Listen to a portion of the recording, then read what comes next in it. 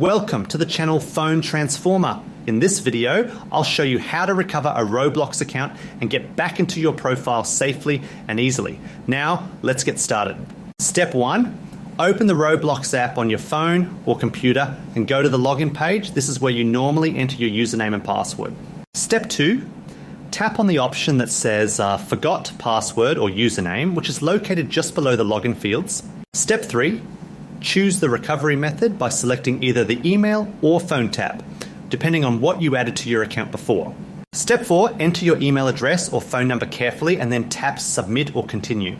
Step 5, check your email inbox or SMS messages and enter the verification code sent by Roblox. Step 1, if you don't have an email or phone number attached, open a browser and go to the Roblox Support Center.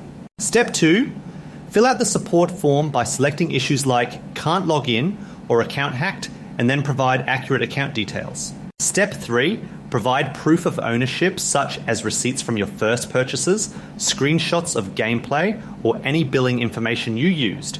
Step 4, submit the form and wait for Roblox support to contact you by email for verification. Follow their instructions carefully to complete the recovery process. Thanks for watching.